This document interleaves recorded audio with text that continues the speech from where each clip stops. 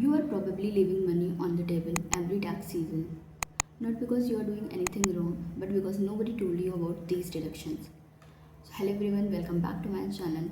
Today I am going to cover for you the deductions that you shouldn't miss in this tax season. So, let's begin with the first deductions, that is home deductions. If working from home, if you are working from home office, then there are many deductions that you shouldn't avoid, but many people miss this because they think it's too small. Deductions like portion of rent, electricity, and stationery. So many people don't claim it because they think it's too small to add, but you should claim it because it is a part of your business only. Now, my next deduction is that is phone, internet bills, and Wi-Fi bills. So, uh, business use percentage of your monthly bills is deductible. That is part of your bill which is used for your business is deductible. So you should keep record of uh, bills bifurcation. That is which part is for your business and which part is for your personal use.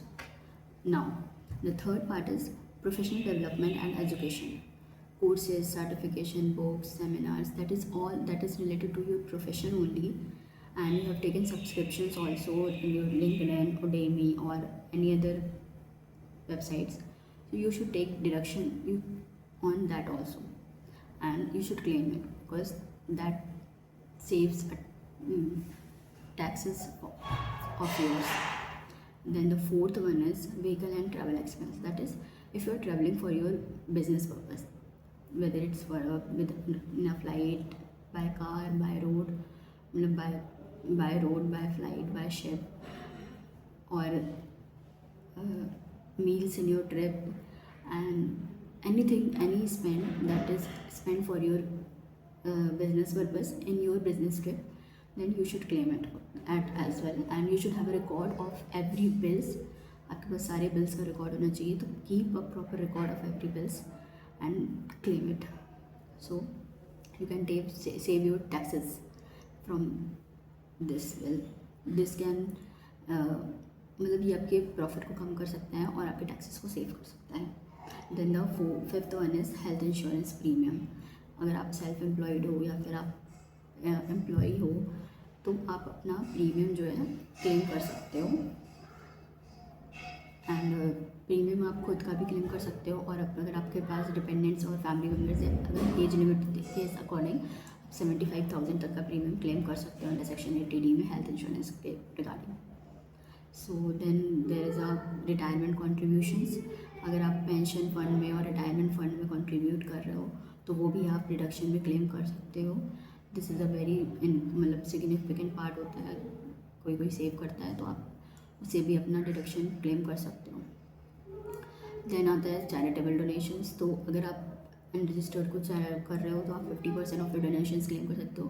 अगर आप registered को कर रहे हो तो कभी कभी आप 100% भी डिडक्शन क्लेम कर सकते हो. अगर आप कहीं पे भी डोनेट कर रहे हो तो keep a record of that as well. अपने अकाउंट से करो, उसका रिकॉर्ड रखो, एंड देन आप उसको क्लेम कर सकते हो. No one will ask question on that with you.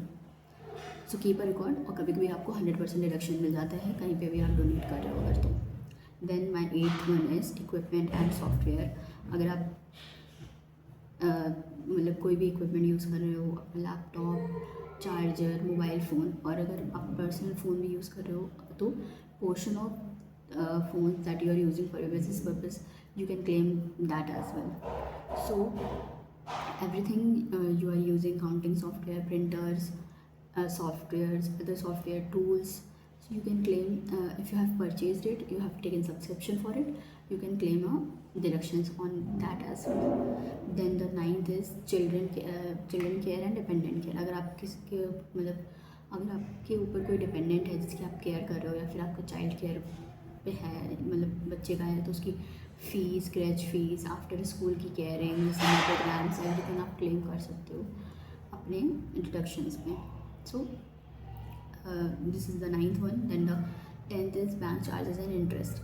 So bank charges and interest आपका 10 TTA में आई गेस कवर होता है. एंड इंटरेस्ट ऑन बिजनेस मतलब इंटरेस्ट जो है बिजनेस लोन्स पे भी फुली डिडक्टेबल होता है, और इंटरेस्ट जो आपको सेविंग इंटरेस्ट मिल रहा है वो भी आप डिडक्शन ले सकते हो TTA में।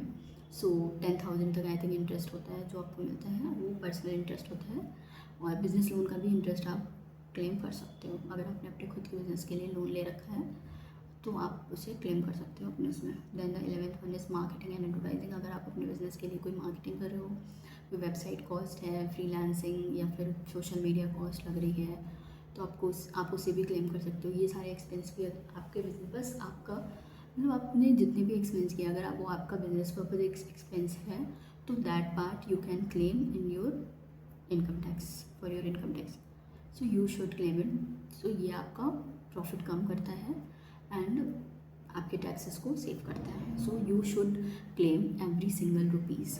Then the 12th one is accounting and legal fees. अगर आप किसी को हायर कर रहे हो, CA को हायर कर रहे हो या फिर CS को हायर कर रहे हो for your legal compliances, for your accounting things, then you can claim that fees as well. So ये सारे पार्ट्स थे जो मतलब आप कवर कर सकते हो इन योर बिजनेस, एंड ये आपको काफ़ी टैक्सेस सेव कर सकता है। सो इसमें मतलब बेस्ट पार्ट मुझे क्या लगता है, सबसे बेस्ट पार्ट, अगर आप अपना वर्क फ्रॉम होम कर रहे हो तो आप अपना घर का पोर्शन ऑफ रेंट मतलब वो सब आप डाल सकते हो। तो आप सबका आपका बाइफर्केशन स्प्लिट्स बना के रखना चाहिए आपको, एंड वो बेस्ट पार्ट है मेरे अकॉर्डिंग। मतलब वो काफ़ी लोगों को नहीं पता होगा।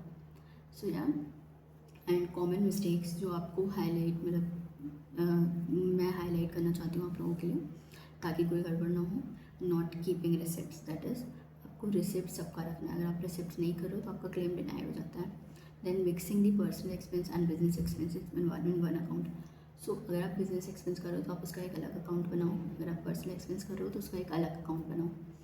देन द फाइलिंग डेडलाइन, अगर आप डेडलाइन मिस कर रहे हो, जैसे इंडिविजुअल के लिए 31 जुलाई होती है, तो अगर आप वो डेडलाइन इंडिविजुअल हो तो अगर आप वो डेडलाइन मिस कर रहे हो तो आपको डिडक्शंस नहीं मिलता है। ये बेस्ट मतलब पॉइंट है, ये आपको याद रखना चाहिए कि अगर आप अपना टैक्स की डेडलाइन मिस कर देती है तो उसके बाद आपको डिडक्शंस नहीं मिलते हैं। And last but not the least, that is deductions limit. हर एक सेक्शंस की एक अलग अलग डिडक्शन लिमिट्स हैं।